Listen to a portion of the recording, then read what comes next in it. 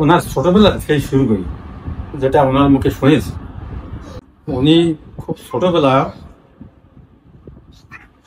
অনেক শক্তি ছিল,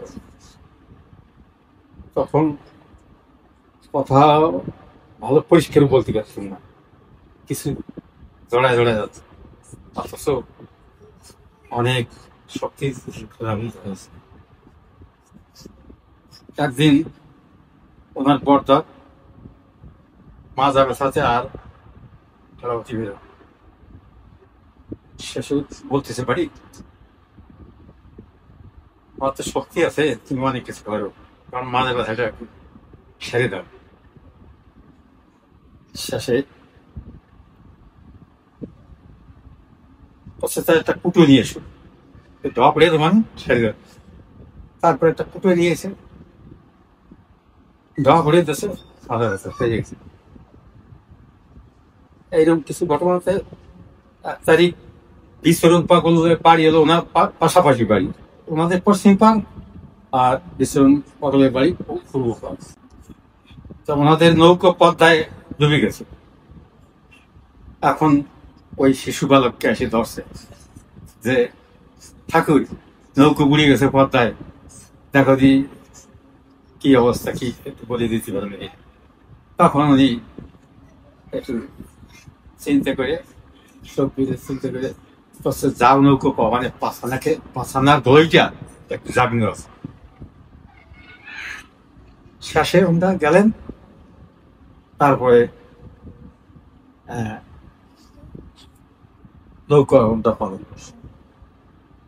কিছুদিন পরে ওনরা ওই হারানো নৌকো পাওয়ার পরে নৌকো পূজার একটা ব্যবস্থা করছে, যে একটা নৌকা হারাই গেছিল পাইলাম। যাই হোক, নৌকো পূজার দিন পূজা চলছে, এর মধ্যে সন্ন্যাসী উনি নদীর পশ্চিম পাড়তে দক্ষিণ দিক হেঁটে যাচ্ছে। তখন ওপারের লোকে খেয়াল করছে যে ওই যে সেই ঠাকুর যাচ্ছে, ঠাকুরই ধরে নিয়ে এসো।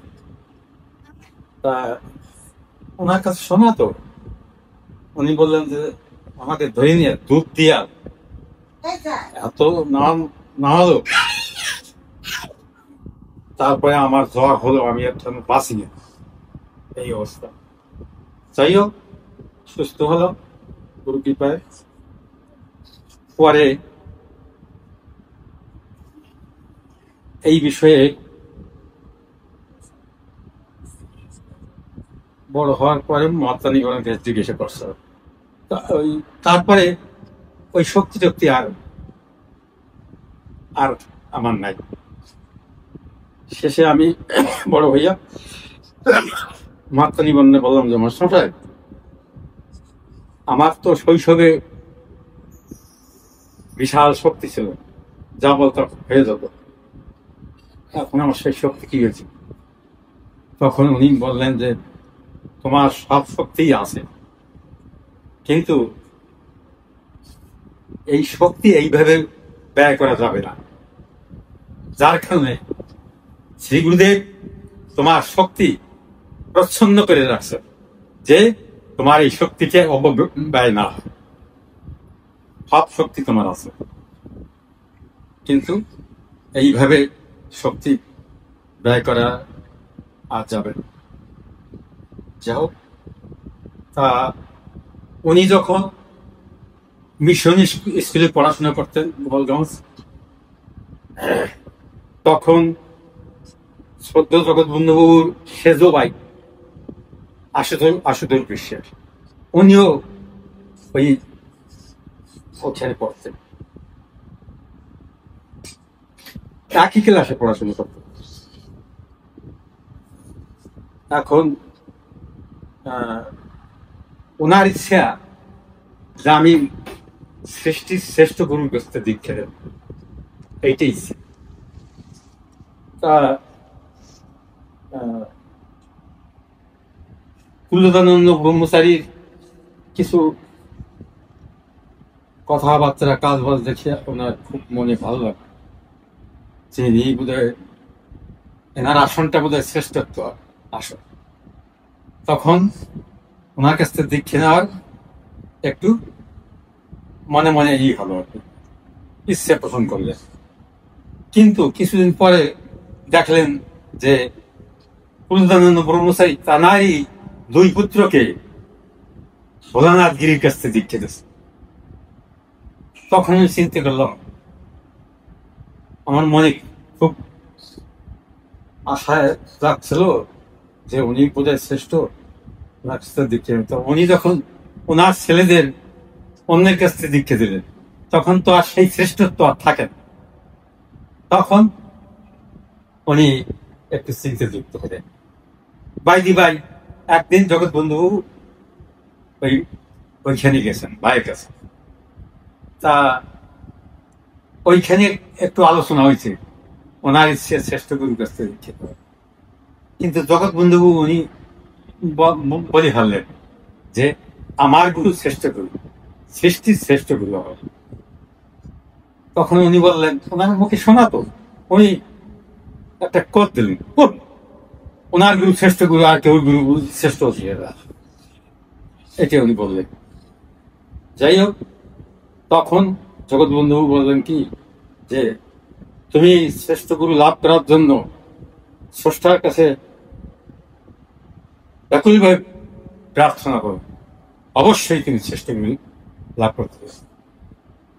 উনি সেইভাবে প্রার্থনা শুরু করলেন। এইভাবে কিছুদিন যেতে যেতে একদিন দিবা আলোকে দেখে কি যে মহাত্মাগুল্লাহ রাজকে সে একেবারে শূন্য থেকে নামিয়ে আসতেছে আমার কাছে। এইভাবে উনি শ্রেষ্ঠ গুরু পাইলেন। যাই হোক, এখন অন্যদিকে যাব। উনি এত গুপ্ত ছিলেন, আমাদের অঞ্চলে উনি খুবই থাকতেন। বিশেষ করে আমাদের বাড়িতে উনি অনেক থাকছেন। উনি ফাঁকা জায়গা বসিয়া ওই কাদের সঙ্গে কথা বলছেন, আমরা দূর থেকে ওইগুলো ঠিক পাইয়া কাছে যাইনি। যাই হোক, এইভাবে উনি করতেন। তা জন্মান্তরে উনি হরিশ্চন্দ্র রাজা ছিলেন, এটা মহাত্মা নিবারণের কথায় আমরা বুঝতে পারি। তার কারণ মহাত্মা নিবারণ একদিন ওনাকে বলছিলেন, তোমার নাম তো হরিশ্চন্দ্রের নামে নাম। এবং মহাত্মা নিবারণ খুব গুপ্ত সাধক, তো এই জন্য অত পরিষ্কার ভাবে উনি ই করলেন না, একটু ইঙ্গিতে উনি কথাটা ই করলেন। যাই হোক, আমার এক বেয়াই ডুমুরিয়া বাড়ি, পঞ্চানন বিশ্বাস, উনি একদিন জিজ্ঞেস করছিলেন যে দাদা, মহাত্মা নিবারণের কথা অনুসারে তো আমরা যতক্ষণ বুঝি আপনি সেই হরিশ্চন্দ্র রাজা ছিলেন, তা আপনার মুখ দিয়ে একটু শুনি। তখন উনিও খুব গুপ্ত ছিলেন, মানে নিজেকে প্রকাশ করতে চান নাই। যাই হোক, তা উনি বললেন কি, সাথে পুলিনও একদিন ওই কথাটা বলছিল, শুধু এইটুকুন মাত্র, আর কিছু বললেন। যাই হোক, একদিন সদ্য দাদা দিলীপ কুমার বিশ্বাস উনি মহাত্মা নিবারণের কাছে কাছে বসে বলতেছেন যে সন্ন্যাসের দ্বারে দেখি সব কাজ ব্যস্ত। এই কথাটা একটু তাচ্ছিল্য ভাবে উনি বলছিলেন। তখন মহাত্মা নিবারণ ওনাকে এমন ধমক দিয়েছিলেন যে পরিশীল ব্যস্ততার কি দেখছো, পরলোকে লক্ষ লক্ষ লোক লাইনে দাঁড়ায় থাকে, সেখানে তার দীক্ষাকে অংশগ্রহণ করে। যা হোক, দীর্ঘদিন পরে উনি বার্ধক্যে উপনীত। উনি থাকতেন দলিপাড় বিপিন ভক্ত বাড়িতে। আমরা মাঝে মাঝে যাই দেখতাম। খুবই অসুস্থ, অনেক বয়স তো। যাই হোক, একদিন দাদা দিলীপ কুমার বিশ্বাস উনি গেলেন দলিপাড়। তা উনি বললেন যে দাদা, আপনাকে তো একদিন বলছিলাম যে মহাত্মানীকরণ যে কথাটা বললেন, আপনার মুখ দিয়ে একটু শুনি। তখন আপনি বলছিলেন যে পরে বল, সেই কথাটা তো বলেন নাই। আপনি তো খুব শীঘ্রই আমাদের ছেড়ে চলে যাচ্ছেন। তখন উনি বললেন, হ্যাঁ সত্য। একদিন নিখিলদা, উনি ওনার সেবা যত্ন করতেন, ওনার কাছে থাকতেন। তা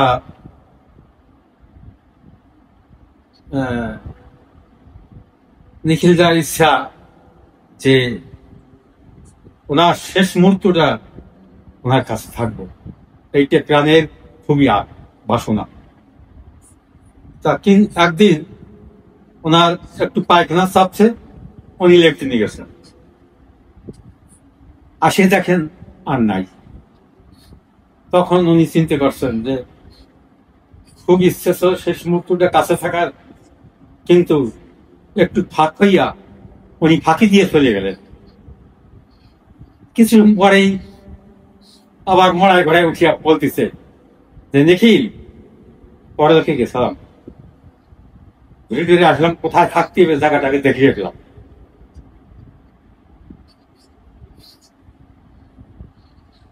আর একটা ঘটনা বলি। আমাদের গ্রামে একটা মাসিক উৎসব ছিল।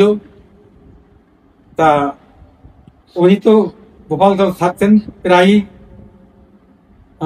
সদ্য জ্যাঠামশাই দেবেন্দ্রনাথ বিশ্বাসের বাসায়। তা ওনাকে আনার জন্য আমি আর আমার ভাইটি কিশোর দুইজনে গেছি। তা ওনার অনেক টোপলা থাকতো, সুটকেস থাকতো, অনেক কিছু বোঝা বেড়ে থাকতো। ওইগুলো সাইকেলে বাঁধাইয়া ওনাকে সাইকেলে উঠাইয়া আমরা দুইজনে ঠেলে নিয়ে আসতেছি।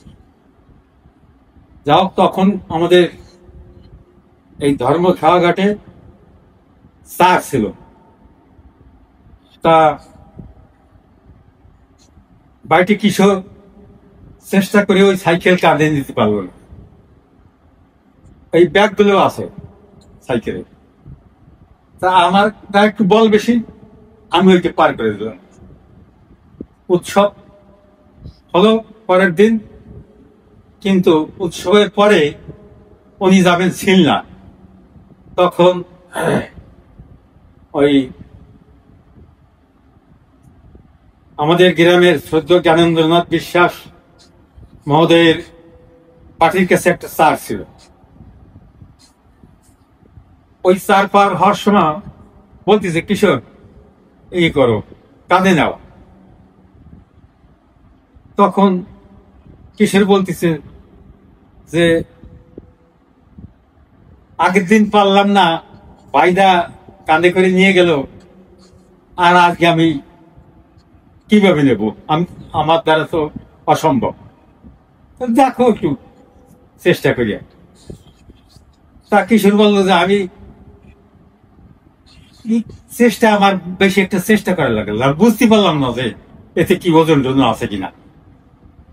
যাই হোক, চার পার হওয়ার পরে কিশোর বলতেছে যে ভাইজা, আমি এই বিষয়ে কিছু কথা বলবো ভাবছি।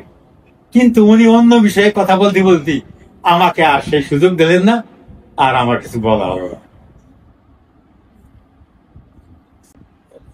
বিষয়টা নিখিল দাস জড়িত এই বিষয়ের সঙ্গে। তাই হোক, নিখিলদা এক সময় প্রায় মরমর অবস্থা, উনি টিবি রোগে লাস্ট একটা শেষ হয়ে গেছে, আর একটার অর্ধেকটা আছে। এমতো অবস্থায় উনি একদিন বললেন, আমাদের পার্টিতে উনি থাকতেন বেশি, উনি বললেন কি যে দিলীপের কাছে একটু যাই, এই নিখিলের বিষয়ে কি যে কি করা যায় একটু যাই। তখন উনি গেলেন সদ্য দিলীপদার কাছে। দাদা তখন গণ উন্নয়নের ডাইরেক্টর, ওনার চাকরির স্থল ঘটকচর, ওইখানে থাকছে। যাই হোক, যেতে যেতে রাত হয়ে গেল। তখন শ্রদ্ধেয় সন্ন্যাসী উনি চিন্তা করলেন যে রাত হয়ে গেছে, আগামী দিন সকালে এই বিষয়ে কথা বলবো দিলীপের সঙ্গে। তখন ওই রাত শেষ হলো, সকালবেলা ওনারা দুইজন এক জায়গায় বসছেন। তা প্রথমে অন্য বিষয়ে আলোচনা শুরু হয়েছে। তখনই গুরুদেব ওনার মাধ্যমে আসিয়া বলতেছেন যে নিখিলকে পৃথিবীতে বাঁচায় রাখতেই হবে। তো উনি বললেন যে, তখন আমি একেবারে কান্দিয়ে দিলাম যে যে অভিপ্রায় নিয়ে আসছি সেই কথাটা বলার আগেই গুরুদেব আসে জানালেন যে নিখিলকে পৃথিবীতে বাঁচায় রাখতেই হবে। তখন বন্ধুবাবু বিষয় কি বলবো?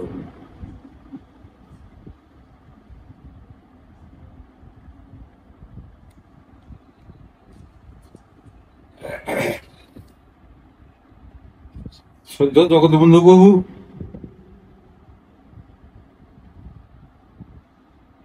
উনি খুব জ্ঞানী লোক ছিলেন এবং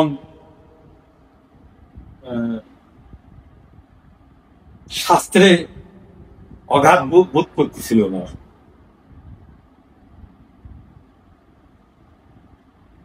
আমরা যতটুকু দেখেছি ওনার মতো শাস্ত্রগুলো আর দেখি নাই। তা ওনার মুখে শ্রী গুরুদেবের একটি ঘটনা জানলাম। উনি এই বিষয়ে জড়িত ছিলেন বিদায় বিষয়টা একটু বলতেছি।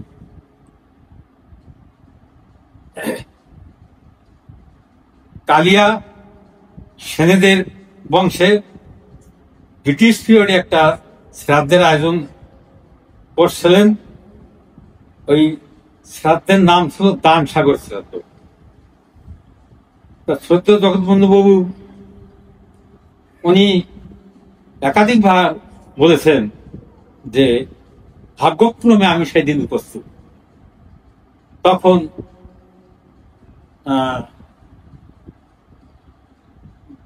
ভারতের বিভিন্ন স্থানের পণ্ডিত মন্ডলী আমন্ত্রিত ছিলেন। তা ওইখানে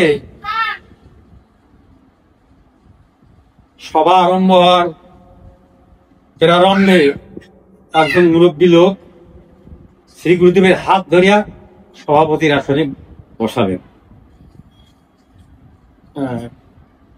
বাইদি বাই কাশির এক পণ্ডিত উনি জানলেন যে উনি বৈদ্য শ্রেণীর লোক। তখন উনি বললেন যে আজ এই দানসাগর আয়োজিত শ্রাদ্ধের অনুষ্ঠানে সবকিছুই আনন্দমুখর, কিন্তু একটা বিষয় খুব পরিতাপের বিষয়, এত কায়স্থ ব্রাহ্মণ স্থলে থাকতে একজন বৈদ্য শ্রেণীর লোক সভাপতিত্ব করবে, এইটাই খুব পরিতাপের বিষয়। তখন শ্রী গুরুদেব রে মুড়ো দিয়ে শুরু করলেন যে কোন গুণে ব্রাহ্মত্বের দাবি করো, যাদের মধ্যে জাতি পাশের এত কঠিন বন্ধন, তারা কি করে ব্রাহ্মত্বের দাবি করে? তখন গুরুদেব শ্লোক বলার পরে লক্ষণ শাস্ত্রী শ্লোক বললেন। পুনরায় গুরুদেব শ্লোক বলার পরে উনি নীরব হলেন এবং বললেন, ভারতের পণ্ডিত মন্ডলী কি এমন অপরাধ করছে আপনার মতো এত বড় মহাপণ্ডিত আজও পণ্ডিত সমাজ থেকে লুকাই করেছে?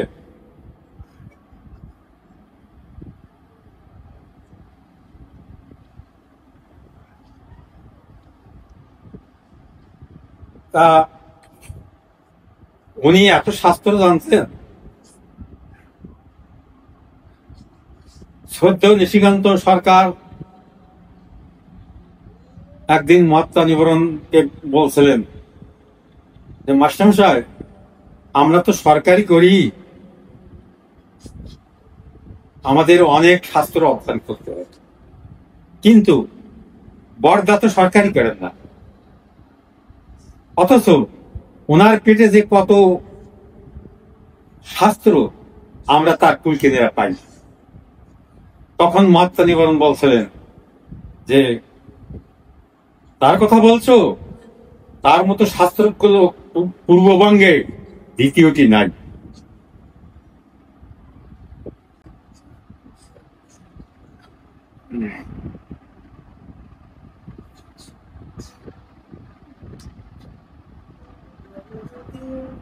আমি সচিন্দ্রনাথ পোদ্দার। আমার এক বংশীয় ঠাকুরদাদা মহেন্দ্রনাথ পোদ্দার,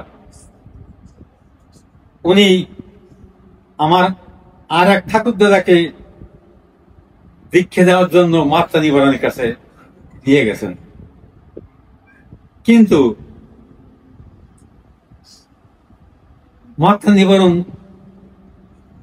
উনি বলে বসলেন যে, মহেন্দ্র, কাকে নিয়ে আইছো, এর দীক্ষা হবে না। যাই হোক, দীক্ষা হলো না। আমার সেই ঠাকুরদাদা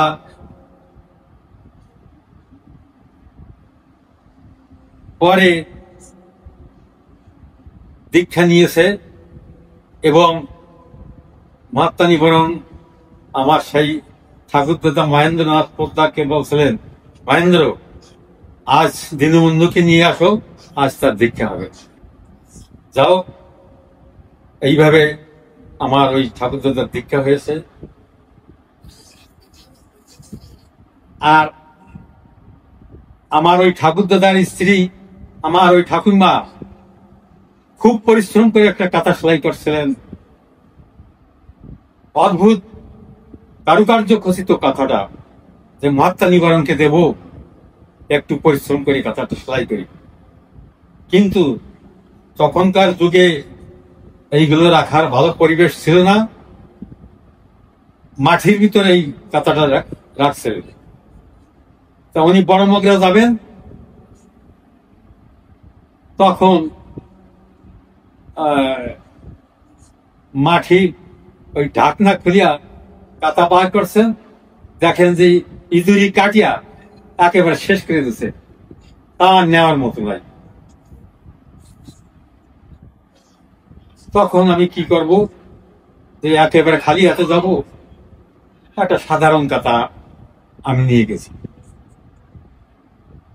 শেষে যাই দিছি। এখন মহাত্মা নিবারণ করছে, রঘুর মা, আমার জন্য যে গাঁথাটা সেলাই করছো সেটা তো আমি নেই। তখন আমার ঠাকুরমা কেঁদে দিলেন, তা কি আপনার মতো আছে?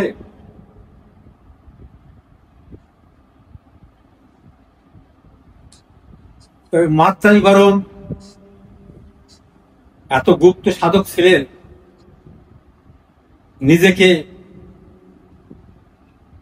প্রকাশ করেন নাই।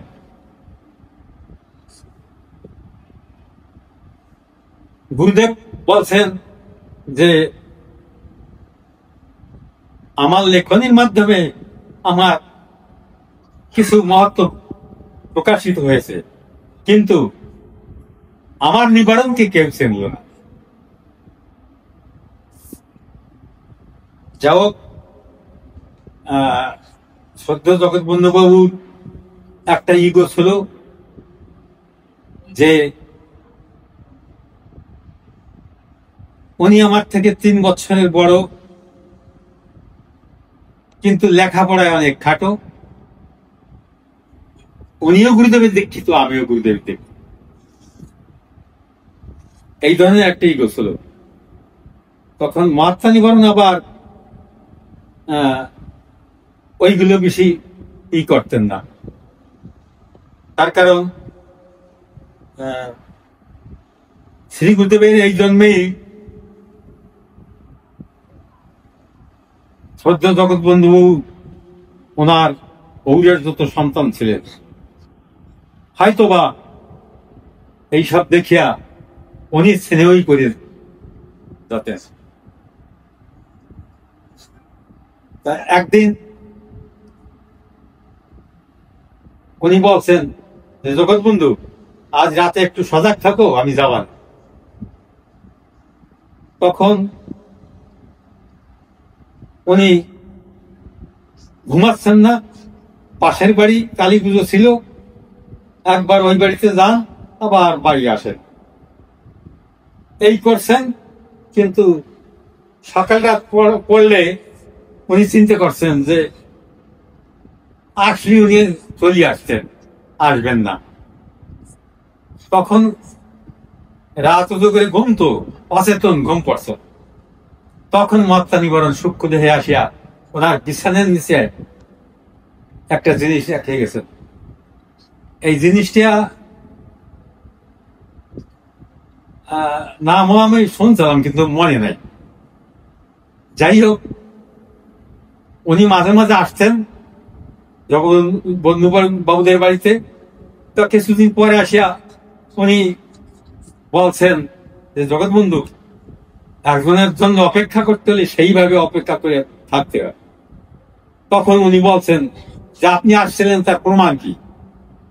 তখন উনি বললেন যে তোমার বিছানার নিচে এই জিনিসটা রেখে গেছি। তখন উনি দেখলেন যে বাস্তব উনি রেখে গেছে। আর একদিন দিনের বেলায় শ্রদ্ধা জগৎবন্ধু বাবু বালিশ, তাকের উপরের থেকে বালিশ পড়িয়ে খাটের উপর শুয়ে আছেন। উনি অচেতন ঘুম, কিন্তু মহাত্মা নিবারণ সূক্ষ্ম দেহে আসিয়া ওনার সেই মাথার বালিশ তাকের উপর আবার রাখিতেছে। তখন শ্রদ্ধা জগৎবন্ধু বাবুর স্ত্রী বলছেন যে আপনি কিভাবে শুইছেন, মাথায় বালিশ নাই? তখন উনি চিন্তা করছেন ব্যাপারটা কি হলো, নিজে বালিশ পড়িয়া শুইলাম, অথচ সেই বালিশ তাকের উপর চলে গেল, ব্যাপারটা কি? তা কিছুদিন পরে মহাত্মা নিবারণ আসলেন, বললেন যে জগৎবন্ধু, দিনের বেলা এইভাবে অচেতন ঘুমাই দেখি। তখন থেকে জগৎবন্ধু বাবুর ওই ইগো আর থাকলো না। মহাত্মা নিবারণ যে অত্যুন্নত মহাপুরুষ, এটা ওনার দৃঢ় বিশ্বাস হল।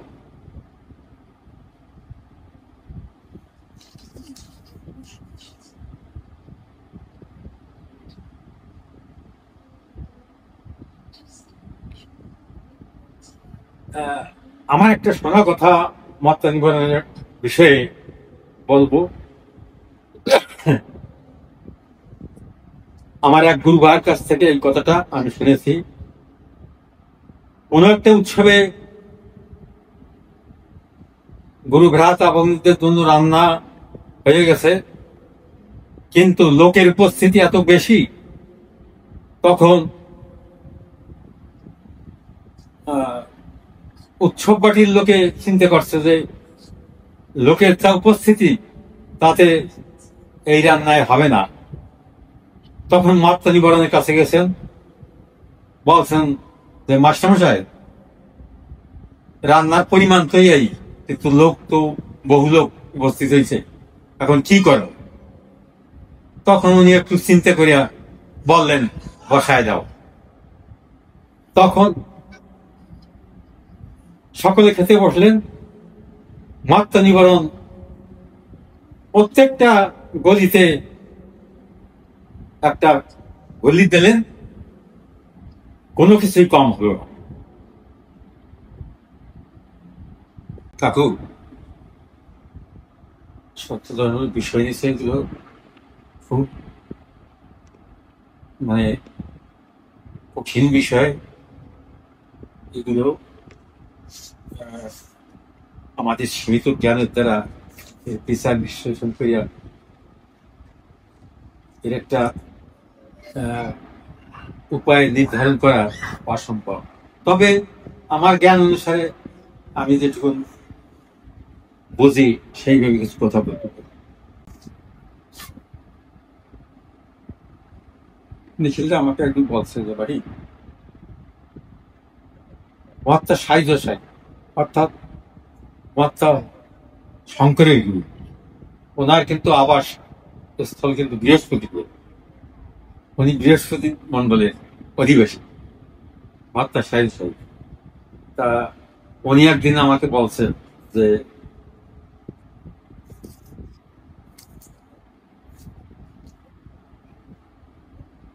নিখিল, স্রষ্টা কোটি কোটি লোক সৃষ্টি করছে, প্রত্যেককে তার অনন্ত গুণের কণা কণা অঙ্কুর দিয়ে সৃষ্টি করছে। আবার প্রতি আত্মাতে একটা করে বিশেষ গুণ দেওয়া আছে। আবার গড়ে তুল্য গুণ বিশিষ্ট করে সৃষ্টি, গড় করে তুল্য গুণ বিশিষ্ট করেছে। মানে একটা বিশেষ গুণ একজনের দেওয়া আছে, ওই গুণের আধিক্য তার মধ্যে একটু বেশি আছে, আবার অন্য গুণের আধিক্য কম আছে, গড়ে তুল্য গুণ বিশিষ্ট করছে। কিন্তু মহাত্মা গুরুনাথের ওই আত্মায় এমনই একটি বিশেষ গুণ দেওয়া হয়েছে যা সৃষ্টিতে আর কাউকে দেওয়া হয় নাই। সেইটি হলো অনন্ত সৃষ্টির মধ্যে একমাত্র সেই গুরু হয়ে কাজ করবে। এই গুরুত্ব গুণটি একমাত্র ওই আত্মাতে দেওয়া হয়েছে, আর সৃষ্টিতে কাউকে দেওয়া হয়নি। এইটা মহাত্মা সাহিত্য সাহিত্য জানার পরে তখন উনি মহাত্মা শঙ্কর বললেন যে শঙ্কর, তুমি কি গুরু হতে চাও না গুরু তৈরি করতে চাও? তখন জানলেন উনি সেটা। তখন অন্য চিন্তা করলেন যে যখন পরম পিতার করুণায় আমরা এই কঠিন বিষয়টা জানতে পারছি, তখন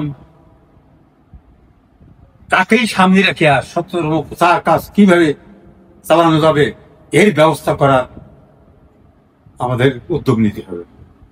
তখন উনি চিন্তা করলেন যে সীতানাথের মধ্যে গুরুগুরি করার স্প্রিয়টা প্রবল আছে, নিবারণের মধ্যে অতটা প্রবল লাগে, তাকে দিয়া এই পথটা পরিষ্কার করা যেতে পারে।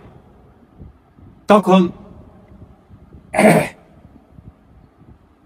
মহাত্মা নিবারণের অন্তঃকরণে এমনই প্রেরণা ঢুকাই দিলেন, আর ওনার সামনে মহাত্মা গুরুনাথের বিশালত্ব মহিমা তুলে ধরলেন। তো একদিকে দেখতেছেন যে মহাত্মা গুরুনাথের বিশালত্বের কাছে আমি দিয়ে একেবারে জিরো, অন্যদিকে অন্তঃকরণে এমন প্রেরণা ঢুকাই দিয়েছে মহাত্মা সাহিত্য সাহেব যে ওই স্থানে বসা ঠিক হবে না, ঠিক হবে না, ঠিক হবে না। তখন অথচ গুরুদেব বলছিলেন তখন মহাত্মা নিবারণ 6টা গুণের স্রষ্টার দর্শন লাভ করছে। এই জন্য গুরুপদে বৃত হবার যাবতীয় গুণাবলী মহাত্মা নিবারণের মধ্যে ছিল। একজন উপযুক্ত গুরু হওয়ার যে গুণাবলী মহাত্মা নিবারণের মধ্যে ছিল। এই জন্য গুরুদেব অবশ্য বলছিলেন যে নিবারণ, তুমি গুরু হয়ে দীক্ষা নিতে পারো। যাই হোক, ওইগুলো দেখিয়া অন্তঃকরণে সারা যাচ্ছে, আবার দেখছে গুরুদেবের বিশালত্ব। তখন উনি চিন্তা করেন, তখন উনি বলছেন যে গুরুদেব, আপনি গুরু থাকবেন, আমি আপনার আদেশ পালক দাসের ন্যায় কাজ করে দেব। এখানে আদিষ্ট আসলে এ আমার জ্ঞানে যেটা বুঝি তাতে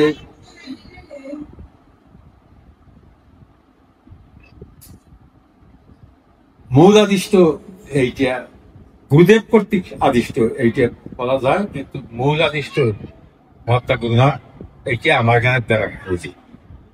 তবে এদের ভারপ্রাপ্ত পরবর্তী যারা নির্দেশ পাইছেন, এরা ভারপ্রাপ্ত হলেও এরা কিন্তু প্রকৃতপক্ষে প্রকৃতপক্ষে এরা প্রবর্তক, কিন্তু সেই পথটি আবার ওনারা ত্যাগ করে দিয়েছে। তার কারণ মহাত্মা নিবারণ গুরু হবার যোগ্য হইও গুরুপদটি মানে নির্দ্বিধায় ত্যাগ করে দিলেন। তখন মহাত্মা পুলিনচন্দ্র বিশ্বাস উনি বললেন যে মহাত্মা নিবারণ যখন স্বেচ্ছায় গুরুপদটি ত্যাগ করে দিয়েছেন, তখন আমাদের এই প্রবর্তক পদের প্রয়োজন নাই, আমরা ওইটা ত্যাগ করে দিলাম।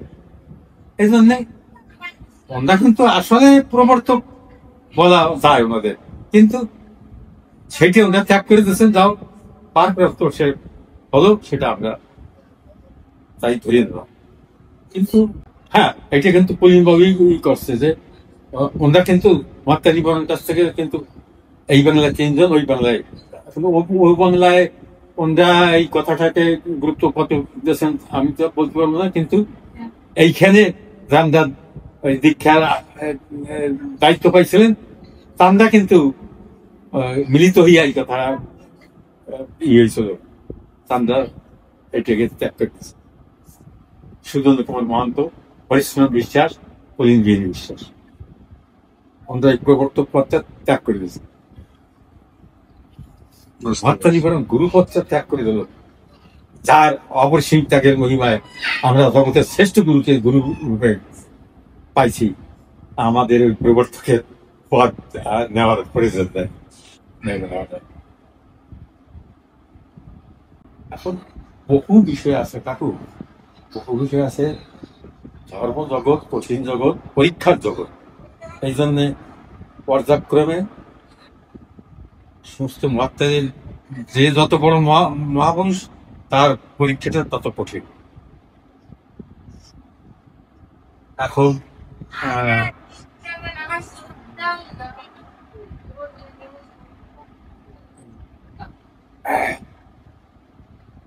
মহাত্মা নিবারণ গুরুদেব 6 জনকে আদেশ দিয়েছিলেন, তার মধ্যে পশ্চিমবাংলা 3 জন আর এইদিকে 3 জন। কিন্তু একমাত্র মহাত্মা নিবারণকে উনি লিখিতভাবে এই দায়িত্ব দিচ্ছে। মহাত্মা নিবারণকে লিখিতভাবে দায়িত্ব ছিলেন, কিন্তু আর যাদেরকে আমরা দায়িত্ব ছিলেন, যেমন দেবেন্দ্রনাথ চৌধুরী, বৈকুণ্ঠনাথ দাশগুপ্ত, এনাদের কিন্তু মৌখিকভাবে দীক্ষা দানের আদেশ দিয়েছিলেন। যাই হোক, তখন ওনারা আর কেউ কিন্তু দীক্ষিত দেয় সীতারামবাবু শুরু করছে। তখন হলো মহাত্মা সাহিত্য সাহিত্যের মধ্যে ওই আসলে পরমেশ্বরের কৃপায় উনি ওইটা জানতে পারলেন। তখন চিন্তা করলেন যে দীক্ষা তো শুরু হয়ে গেছে, গুরু হয়ে তো দীক্ষা দেওয়া শুরু হয়ে গেছে, আর যাতে না হয় তার পদক্ষেপ দিতে। তখন হলো মহাত্মা নিবারণের এই পথটা ই করে। আর উনি কয়েকজন শিষ্য করছেন সীতারামবাবু। তো ওনার নাম কিন্তু আসলে সেটা, ওনার নাম জ্যোতিভূষণ, কিন্তু উনি জন্মান্তরে রামচন্দ্র। গুরুদেব ওই আদর করে সীতাকে ডাকতেন, এই জন্য সীতারামবাবু ছিলেন, কিন্তু আসলে ওনার নাম জ্যোতিভূষণ। আমরা যদি ধন্যবাদে গাই, ধন্য শ্রী জ্যোতিভূষণ দেবদেবী ভগবান, এই জন্য ওনার নাম হলো জ্যোতিভূষণ, কিন্তু গুরুদেবের আদরের ডাক ওইটা, সীতাদেবী স্বামী জগদ্গুরু গুরু কিভাবে লাভ করলেন ওনারা আসলে আসলে তন্মন্তরে তো উনি আগে এসে গুরুদেব ছেলে ছিলেন তো, তা ওনাকে গুরুদেব দেখি বলছে যে জগৎবন্ধু, এই জন্মের পিতা মাতার প্রতি ভক্তির যেন কোনো ঘাটতি না হয়, এইভাবে উপদেশ দিল। উনি ক্লাস 7-এ যখন, তখন হবে গুরুদেবের সঙ্গে সাক্ষাৎ হয়। গুরুদেবের কাছে শুয়েও থাক, তখন মাকে বলছেন যে হ্যাঁ, এই যে তোমার সেই ছেলে আচ্ছা একটু বড় হয়ে মারা গেল। সুরেন্দ্রনাথ সেনগুপ্ত উনি কিন্তু আধ্যাত্মিক অনেক উন্নত ছিলেন, আবার হার কাস্ট তদুপরি উচ্চশিক্ষিত, পাণ্ডিত্য ছিল। কিন্তু উনি এই দায়িত্ব মহাত্মা নিবারণ দেবেন না। যে একজন নমসুদ্দিন কলির লোক, আবার লেখাপড়ায় ঘাটো, ইংরেজি বোঝে গেল, ওনার এই নেতৃত্বে আমাদের চলতে হবে, এই সম্ভব উনি করতে হবে। তারপরে উনি চিন্তা করছেন যে সাথে একটা মিটিং করে, তারপরে বলগ্রাম একটা মিটিং করে বাবুর বাদ দেওয়া, সীতানন্দ বাবু দেওয়া, এই সত্য হাল ধরা চলবে, এইটাই ওনার ইচ্ছা ছিল।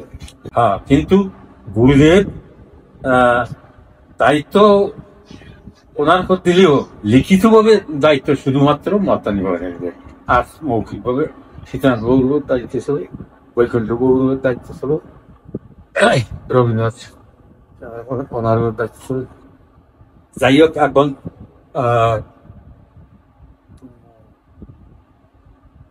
কিন্তু ওই মিটিং এ বাবু কিন্তু এখন ওই মহেন্দ্র বাবু, তারপরে ওই জানবাবু এনাকে তো বয়সে আচ্ছা ছোট ছিল, কিন্তু উনি মিটিং এ এমন অ্যাটেম্বমার ঘা মারছিলেন, মিটিং তছনছ করে দিয়েছে।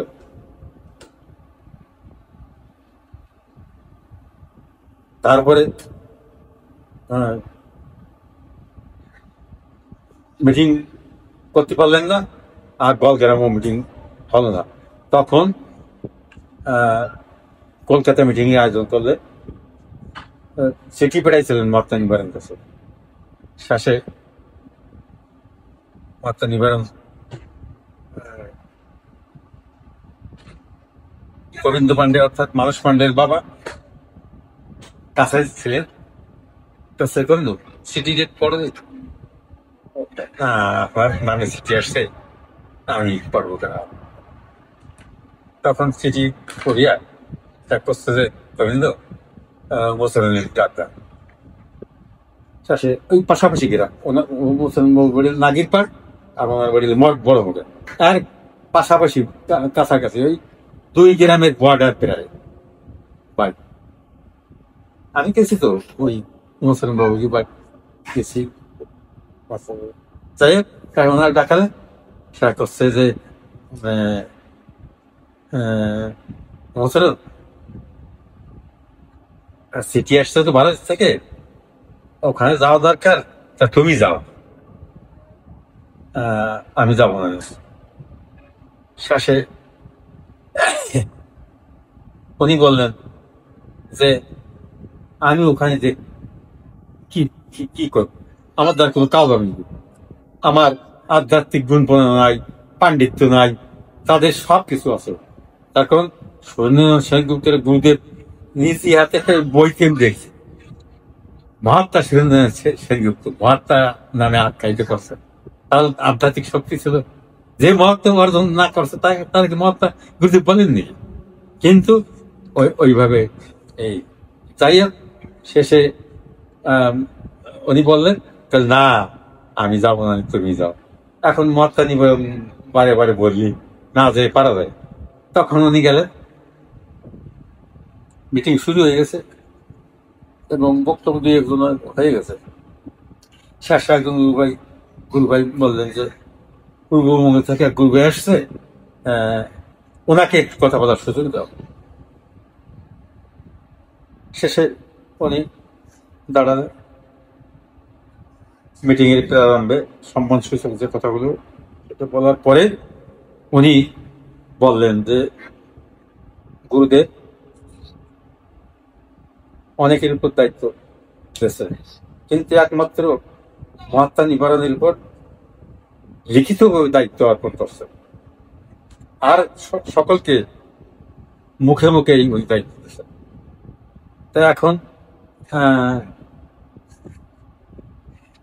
মহাত্মা নিবারণকে আপনারা মানতে চাইছেন না, এর কোন কারণ আছে নাকি? গুরুদেবকে পুনরায় কোন নিষেধাজ্ঞা আপনাদের উপরে জারি করছেন যে আমি দায়িত্ব সালাম এইটা তোমরা ক্যান্সেল করো, এইরকম কোন নিষেধাজ্ঞা জারি করছেন নাকি গুরুদেব?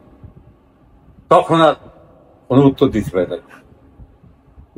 শেষে ওই সমস্ত মহারথীরা মহাত্মা নিবারণের কাছে